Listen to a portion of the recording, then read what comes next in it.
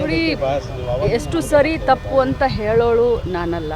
But high command ಮೇಲೆ ನಾವೆಲ್ಲರೂ ಬಿಟ್ಟಂಥ ಸಂದರ್ಭದಲ್ಲಿ, ಸ್ವಂತ ಮಾನ್ಯ ಮುಖ್ಯಮಂತ್ರಿಗಳು ಹೇಳಿದಂಥ ಸಂದರ್ಭದಲ್ಲಿ ಹೈಕಮಾಂಡ್ ಹೇಳಿದ್ನ ಕೇಳ್ತೀನಿ ಅಂತ ಡಿ ಕೆ ಶಿವಕುಮಾರ್ ಸಾಹೇಬ್ರು ಹೇಳಿದಂಥ ಸಂದರ್ಭದಲ್ಲಿ ಇನ್ನು ಗೊಂದಲಕ್ಕೆ ಎಡೆ ಮಾಡಿ ಕೊಡಬಾರ್ದು. ನಾವೆಲ್ಲರೂ ಜವಾಬ್ದಾರಿಯುತ ಸ್ಥಾನದಲ್ಲಿ ಇದ್ದಂಥವ್ರು ಗೊಂದಲಕ್ಕೆ ಎಡೆ ಮಾಡಿ ಕೊಡಬಾರ್ದು.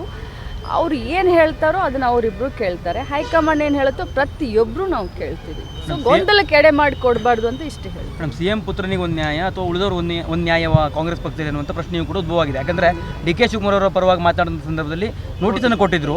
ಈಗ ಯತೀಂದ್ರ ಅವ್ರಿಗೆ ಯಾವುದೇ ರೀತಿ ನೋಟಿಸನ್ನು ಕೊಟ್ಟಿಲ್ಲ. ನನಗೆ ಅದ್ರ ಬಗ್ಗೆ ಗೊತ್ತಿಲ್ಲ and I don't want to comment on this. I really don't want to comment on this statement. Madam, Tipu Jayanti ಆಚರಣೆಗೆ ಮತ್ತೆ ಸರ್ಕಾರದಿಂದ ಟಿಪ್ಪು ಜಯಂತಿ ಆಚರಣೆ ಮಾಡಬೇಕಂತ ಚರ್ಚೆ ಆಗ್ತದೆ. ಕಿತ್ತೂರು ರಾಣಿ ಚೆನ್ನಮ್ಮನ ಜಯಂತಿ ಇರ್ಬೋದು, ಸಂಗೊಳ್ಳಿ ರಾಯಣ್ಣನ ಜಯಂತಿ ಇರ್ಬೋದು, ಅನೇಕ ಹಿಂದುಳಿದ ಸಮಾಜದ ಅನೇಕ ಧೀಮಂತ ಮಹಾಪುರುಷರ ಜಯಂತಿಗಳನ್ನು ನಮ್ಮ ಸರ್ಕಾರ ಮಾಡಿದೆ. ನಾರಾಯಣ್ ಗುರೂಜಿ ಅವ್ರನ್ನ ಹಿಡ್ಕೊಂಡು ಮೊನ್ನೆ ಮಂಗಳೂರಿನಲ್ಲೇ ಕೂಡ ಹೇಳಿದ್ವಿ ನಾವು. ಒಬ್ಬರದು ಇಬ್ಬರದು ಅಂತ ನಮ್ಮ ನಿಲುವು ಜಾತ್ಯತೀತ ನಿಲುವು. ನೀವು ಯಾಕೆ ಸ್ಪೆಸಿಫಿಕ್ ಆಗಿ ಟಿಪ್ಪು ಅಂತ ಹೇಳ್ತೀರಾ? ನಾವೆಲ್ಲರದು ಮಾಡ್ತೀವಿ. ಬಸವಣ್ಣವ್ರದ್ದು ಮಾಡ್ತೀವಿ, ಅಂಬೇಡ್ಕರ್ ಅವ್ರದ್ದು ಮಾಡ್ತೀವಿ, ವಾಲ್ಮೀಕಿ ಅವ್ರದ್ದು ಮಾಡ್ತೀವಿ. ಬಸವಣ್ಣನವ್ರನ್ನ ಎಲ್ಲ ಸರ್ಕಾರಿ ಆಫೀಸ್ನಲ್ಲಿ ಬಸವಣ್ಣವರ ಭಾವಚಿತ್ರ ಹಾಕಿದ್ವಿ, ಸಾಂಸ್ಕೃತಿಕ ನಾಯಕ ಅಂತ ಹಾಕಿದ್ವಿ. ಬಸವಣ್ಣವರ ತತ್ವ ಏನು?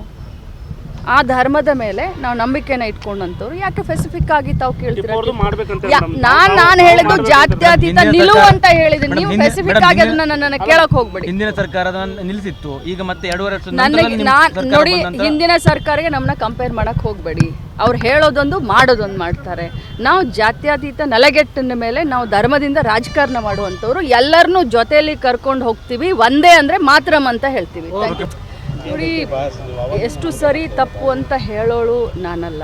ಬಟ್ ಹೈಕಮಾಂಡ್ ಮೇಲೆ ನಾವೆಲ್ಲರೂ ಬಿಟ್ಟಂಥ ಸಂದರ್ಭದಲ್ಲಿ, ಸ್ವಂತ ಮಾನ್ಯ ಮುಖ್ಯಮಂತ್ರಿಗಳು ಹೇಳಿದಂಥ ಸಂದರ್ಭದಲ್ಲಿ ಹೈಕಮಾಂಡ್ ಹೇಳಿದ್ನ ಕೇಳ್ತೀನಿ ಅಂತ ಡಿ ಕೆ ಶಿವಕುಮಾರ್ ಸಾಹೇಬ್ರು ಹೇಳಿದಂಥ ಸಂದರ್ಭದಲ್ಲಿ ಇನ್ನು ಗೊಂದಲಕ್ಕೆ ಎಡೆ ಮಾಡಿ ಕೊಡಬಾರ್ದು. ನಾವೆಲ್ಲರೂ ಜವಾಬ್ದಾರಿಯುತ ಸ್ಥಾನದಲ್ಲಿ ಇದ್ದಂಥವ್ರು ಗೊಂದಲಕ್ಕೆ ಎಡೆ ಮಾಡಿ ಕೊಡಬಾರ್ದು.